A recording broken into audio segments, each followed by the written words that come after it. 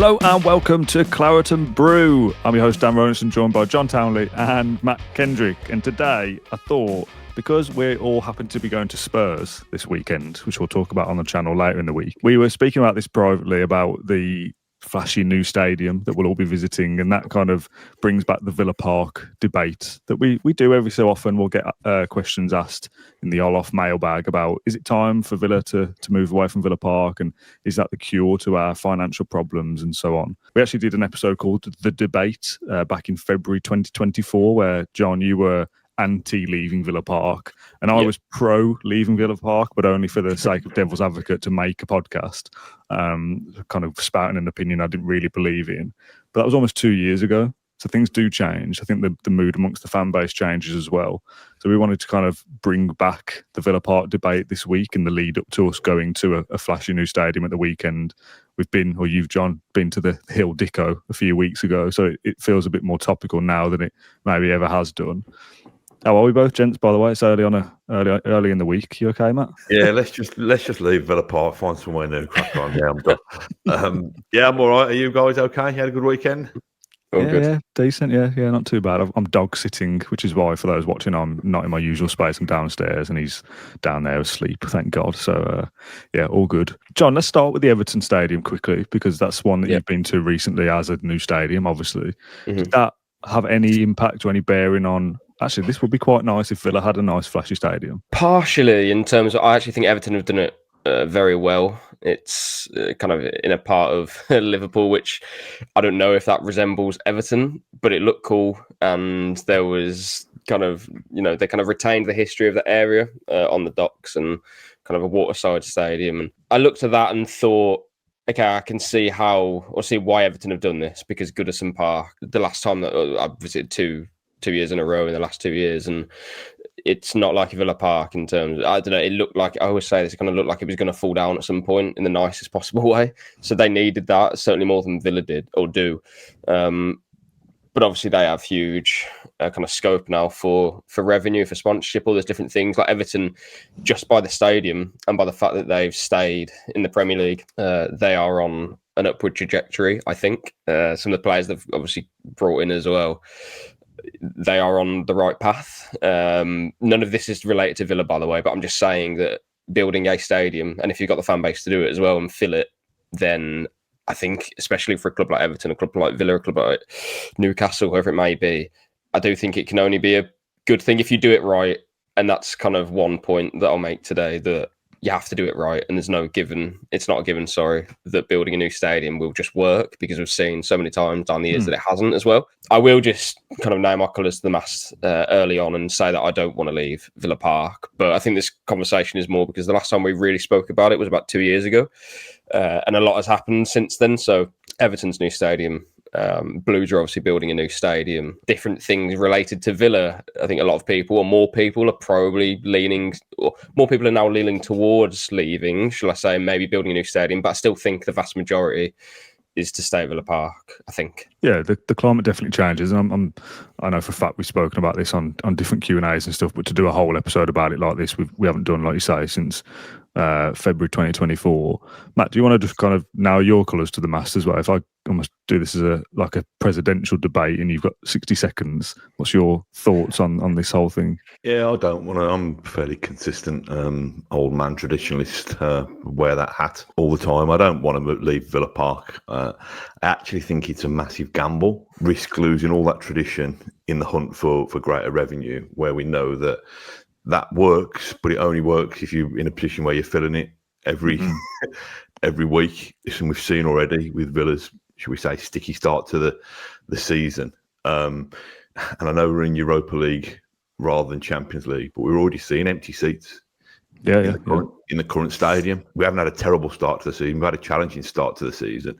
And that's my concern, that you move to a shiny new stadium that's, say, 60,000 capacity or more, and all of a sudden you have a little blip or a little lull.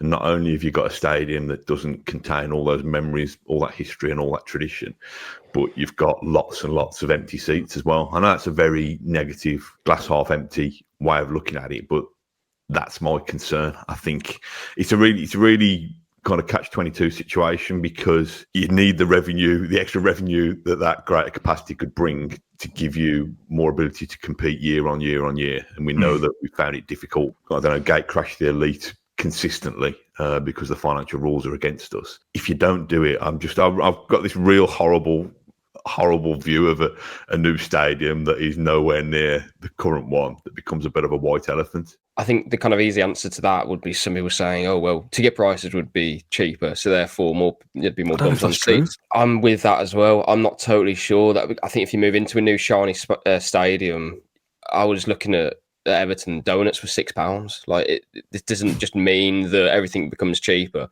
Villa have to raise revenue, not keep it at the same level, but just in a shiny bowl. Like, if they were going to move stadium, that doesn't automatically mean that ticket prices will be worth 25 quid in certain areas. I think if anything, they'll be possibly even more expensive in the most expensive areas, if that makes sense. I don't think that would be like okay, let's move because I want to pay cheaper match ticket. I don't think that'll be really a thing. No, I completely agree. I think you see that as an argument for moving stadium, that, well, if there's more capacity, it's easier to fulfil that demand, and tickets will be cheaper, because of that. But I don't see that at all. I think once you hit a £70 match ticket, it's very hard to kind of row back from that, and it's that or higher for the rest of all time, basically, unless you completely fall off a cliff. So this idea that, we'll have 60,000, and of course we'll sell it out because the tickets will be cheaper. I just don't see that at all. Very rarely do things get cheaper in life. Let's face it, there's not an Aston Villa stadium move on the cards, but if it happened any time in the next 5 or 10 years, I can't see the world getting any cheaper. So I think and I think there's probably some justification from the club as well to say, well, look, you've got these facilities, this new stadium needs maintaining. So I think people would probably understand that. Not sure people would like it, but I think they'd probably understand it. So I definitely don't buy the argument that all of a sudden we're going to, add another 20,000 on our capacity, and that'll mean an extra 20 quid in all of our pockets. Life just doesn't work like that, does it? Just coming back to the episode we did a couple of years ago when we had the debate, John, and you were your real opinion, you don't want to leave, and I played devil's advocate as, no, I do want to leave, and these are the reasons why. Some of the reaction we had to that was like, well, if that's not your opinion, how can you debate that? So that was the point of that episode. The three of us here don't want to leave Villa Park. So for the X% of people that are listening going, no, leave, we're not representing their views, and that's why I find these kind of things difficult sometimes, because they'll go, but what about this and what about that? But we're not talking about that because we're all on the same page here. None of us want to leave. We can bring those arguments to the table. I think one of the most obvious ones would be, for the last couple of years, especially last summer, we had a terrible time of it in the window. And I can almost link that together with, but it's okay because we have Unai Emery. And the transfer window stuff will stick around with us if we don't increase our revenue. When or if Emery goes in the next, let's even just call it 3 years, maybe sooner, maybe more. We are overachieving, I think, with Emery, because I don't think we can get a better manager than him. So automatically, I think if he was to go, that would be potentially an issue. Don't get me wrong, we could bring in another manager and continue the success that we're having. But there's also a chance that doesn't happen. And we all know that you have to play well and win to get more revenue. But how do you play well and win in the first place without the revenue of those bigger commercial teams, right? So for that reason, that's, I think, probably one of the big points that someone would raise who wants to leave Villa Park. We can go on to different things like travel and infrastructure around Villa Park. But just as a football, looking at this for a football lens, the fact that Villa can't spend money and have to sell players, the easiest way that other clubs view generating so much more money is simply by moving the stadium. So Everton have done it. Newcastle, I think there's a decision on that soon. Other clubs are doing it, clubs that you'd probably put on a kind of equal footing, I suppose, thereabouts with Villa's size. Because of the way building a stadium works, that if it's at a new location or it's nearby at Villa Park or whatever, that's going to take time. 2 full seasons, 3 full seasons, I have no idea. 5, who knows? Oh, yeah. What if Villa aren't good by then? I know that's a massive risk for any business to kind of expand, and then the financial climate in 5 years might look very different. It's a war in a country, as we saw over the last couple of years. Those things impact the world as well. So what if Villa say, okay, we're going to commit to this new 60,000 seater stadium, and at some point in the next 5 years, and we are being very doom and gloom here, like the weather, what if we're relegated in that time? How does that work? Do you know what I mean? Like, I know that's the extreme example the other way. Like, what if we win the league in the next 5 years? Oh, great. New shiny stadium to fill straight away. But because football changes so quickly, where we were 5 years ago, where we are in another 5 years, what if things do go wrong? How do you then justify these £80-90 tickets to Burnley at home in the Championship? Obviously, that would be completely impossible. You have to downsize instead, wouldn't you? You'd have to move to the Grove House in town instead. Do it like that. Put your cloth accordingly. It's a gamble, isn't it? And I think people will probably say this is really, really small time and tin pot that we're having these concerns, because we should embrace the fact that we want to properly challenge and be part of the top table of English and European football again. But to me, there's a lot at stake. There's a lot to gamble with. How much of it is a capacity and revenue thing versus how much is it a facility thing? Because to me, and this is not supposed to be just aiming shots at Aston Villa, because I'm sure it's consistent across a lot of football. I think the club are more concerned about how much money they can take from us and get into the coffers than they are about improving the experience for us. Is that fair? Yeah. It's a business. Yeah. In that case, they probably aren't going to be able to get Villa Park anywhere near the size and scale. You know, what's the latest redevelopment going to add? Is it about 8,000, 10,000, something like that? Yeah. It's interesting because there was a plan when Purslow unveiled his master plan to increase the capacity of Villa Park. It said on the website that the overall plan would be to get Villa Park up to 60,000. So clearly there was a strategy there somehow, but geez, you put 60,000 people trying to get out of a match day, so add nearly 20,000 onto what we've got already. That's a bit of a nightmare. The only thing I would say is that obviously if Birmingham are doing their stadium and there's a lot of infrastructure being built around that, metro lines, etc., then maybe that would be something that could happen later down the line, that Villa would get those travel arrangements as well. But I just struggle to see how that's possible. Obviously, they're going to expand the railway line in and around Villa Park for the train stations. But is that going to bring another 10,000 plus people? Like, are they going to be satisfied with how they're going to get in and around Villa Park? I'm not totally sure. Outside Trinity Road, they've tried to put a lot of refreshment kiosks, etc. They've dabbled with the little kind of marquees and stuff like that. I've reconfigured a bit of it, haven't they, now in front of the club shop in terms of the car park and that. Yeah. It seems so tight. Whereas if you go to the Hill Dico, as you've called it, it's just a sense of space. You know, it's a massive, imposing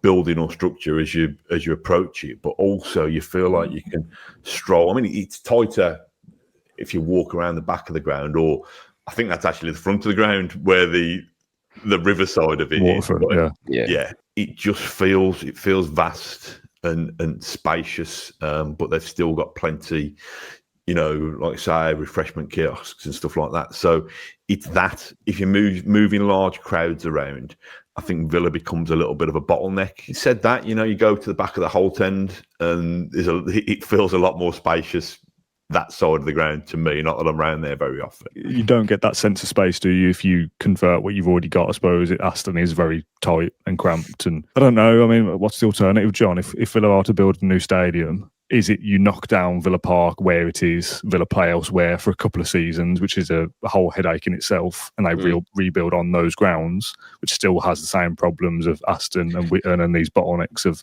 Spaghetti Junction or whatever else? Yeah. Or do you go and build it in the city centre or somewhere and you're not in Aston any longer? Like, I don't see what the solution is, to be honest, apart from staying where we are. I think that's the point. Like, we can debate about, do we, don't we? What do people think? But ultimately, okay, so what is the answer? Where would you go? Like, I really don't know that. And yeah, there'd be space in and around the city, but as you say there, well, you can't leave you can't leave your roots. It's difficult. And what I would say again is that, and you know what's interesting? I'd love to. This has never happened, but I'd love to have like a poll of owners in the Premier League right now. If they were the owners of Aston Villa, what would they do? Would they look to move? Or I say look to move, that's one thing. But then actually, how would they do it? Obviously, our owners at the moment, they're not thinking of doing it, expanding the stadium and whatnot. But they must have thought about it. They must have. And again, with every kind of summer window that passes and we're struggling to buy players, whatever it may be, raise revenue. And it's such a big thing now. Like we've seen UEFA, for example, their rules are really difficult to work with. And if this is the cure for that, I think when we spoke about this a couple of years ago, Villa weren't so hit by bad transfer windows. No, can't leave Villa Park, no way. But now we've lived through a couple of windows of, Christ, these rules are so depressing, and it really kind of feels like it's killing the vibe of the club and the mood of the fan base. You know what, maybe leaving it, if that is the answer, maybe that is a bit more palatable now.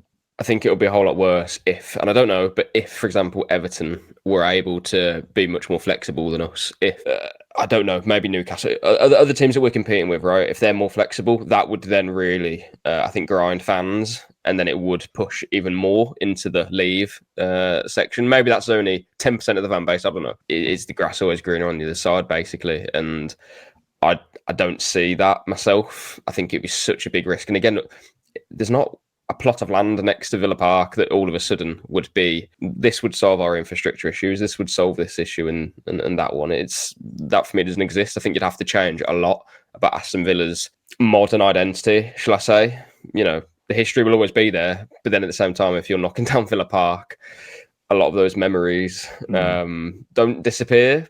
But I think it'll be very difficult, and I think it'll be very distasteful as well for a lot of fans if that day came. And hell, that could be, you know, the owners after V Sports, what do they think? So this isn't just a kind of cut and dry decision right now and it's fine. I feel like we can have this conversation in 2 years again and things will have changed and we'll be talking about different points again. But what is the match day revenue difference now between Villa and Spurs, for example?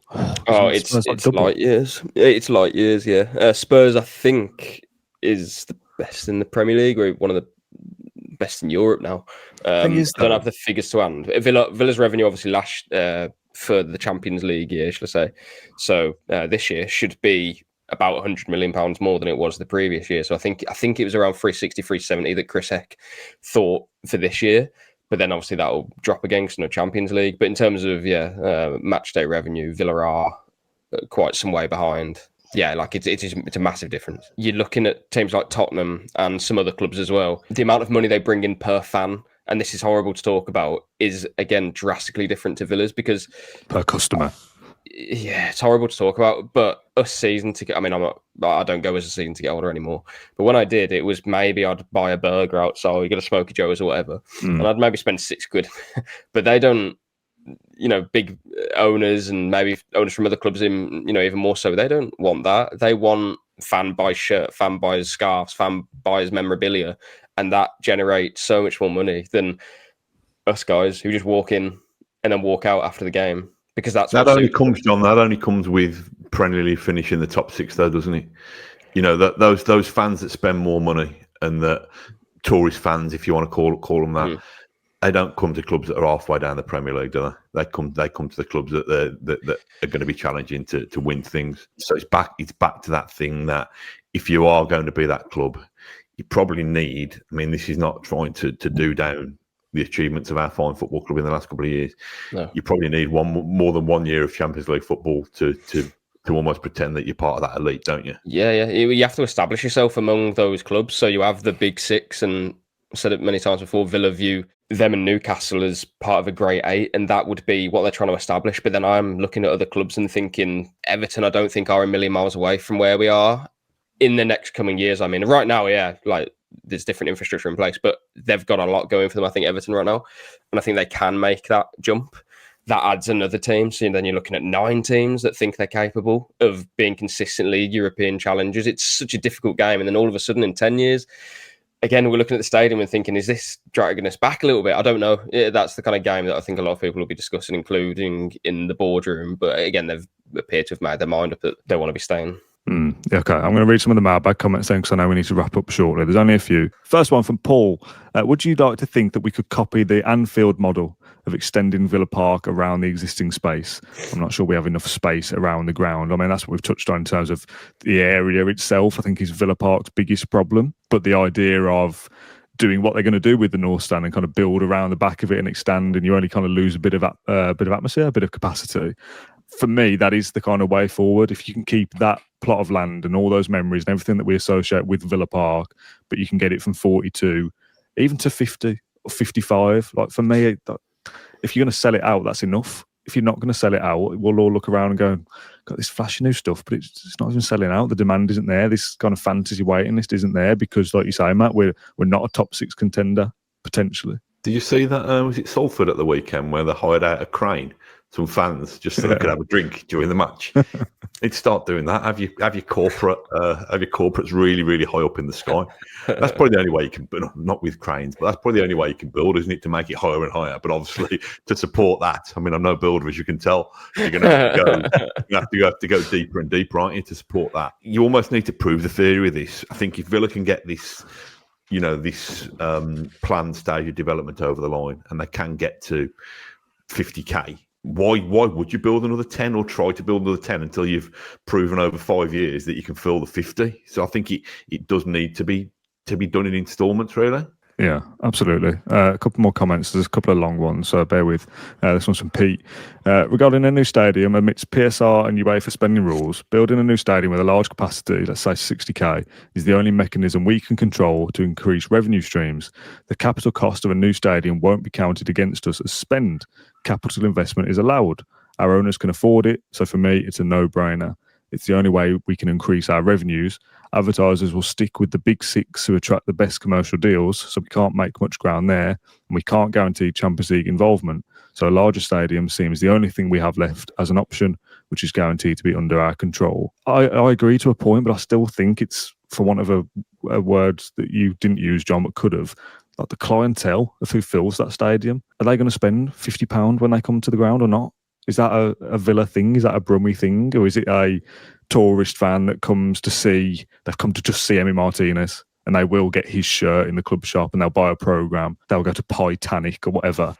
I ain't going to do that. I don't buy a shirt every game. I don't eat every game. I'll go and spend as little as possible, and loads of people will do exactly the same. It's okay, we've gone from 42 to 50, but does that 8,000 spend in the ground anyway? Like, will it fill with the right people? I don't suppose you know, do you? Until you do it, you're not going to know. But they're clearly 8,000 more ticket.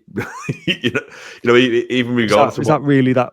Does that make that much difference, though? I'm not saying 8,000 more tickets for every home game last season would have seen us over the line in the Champions League, because we could have bought one better player who could have helped us win at Old Trafford on the last day of the season. But these are the things. Villa, we've said this before, even when kind of half jokingly knocking Chris Heck, that Villa football clubs don't just have to be good and maximise every opportunity on the pitch. They have to do it off the pitch now. So, I think Villa would, if they extend Villa Park or they build a new stadium, they will factor that in. How much do we need to make per person on average through match days? I don't know. I think it's coming one way or another. We know it's coming because we know there's plans to extend the ground. It's just keeping pace with whatever the club's ambitions are off the pitch, making sure that the product, if you like, for want of a better phrase, what we see on the football pitch, ultimately that's going to decide how many people are in that ground every other week, isn't it? Yeah. Matt, we're going to let you go because I know you've got a work meeting. Is it with the planning permission? You said you weren't a builder. You have to go and plan the new stadium? Yeah, I can imagine if anybody sees me around the Villa Park or Greater Birmingham area, they'll probably be shouting helmet at me because I'll be wearing a hard hat. Okay, just to make that clear. So I'll leave you be, chaps. I'll see you soon. All right. Cheers, Matt. One final comment, John, just to end this episode, from Andy. It says, I love Villa Park as it's like no other ground in the country. The history, architecture and atmosphere are second to none. However, I cannot see how we can ever make Villa Park commercially competitive, and that's a sad state of affairs to be in.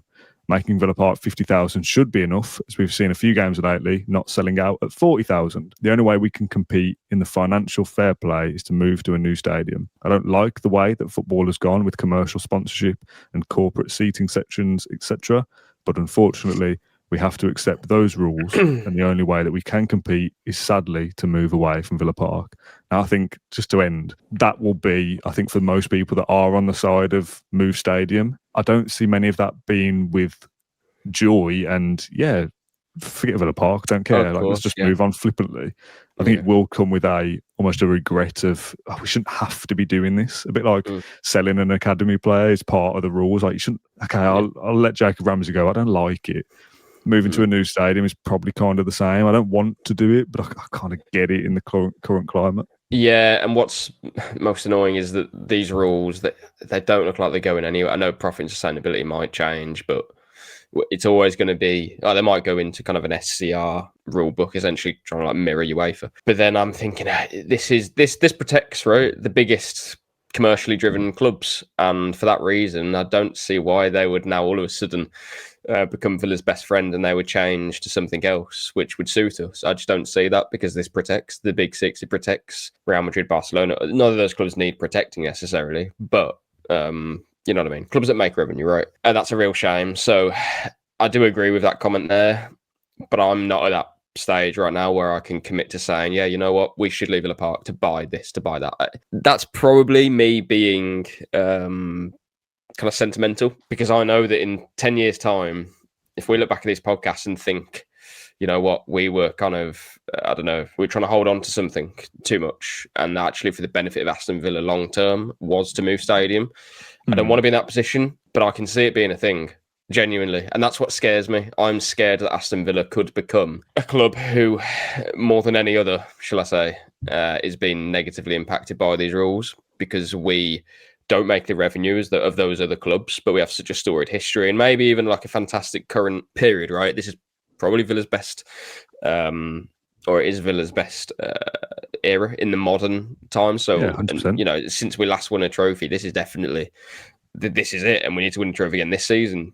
But at the same time, in 10 years, this doesn't mean that we won't be sitting here thinking, you know what, maybe it's time to go now, because we have to increase revenue. There's just no way around it. Do you reckon there's a problem there that if you are late to the party, that Newcastle, Everton, 10 Premier League clubs that have all had new stadiums in the next decade, and then Villa Park changes? Is it like, we probably should have done this 7 or 8 years ago? Maybe, but I'm okay with stomaching it for a little bit. Like, I'm okay to put up with the pain just to stick with Villa Park. I want to give it everything.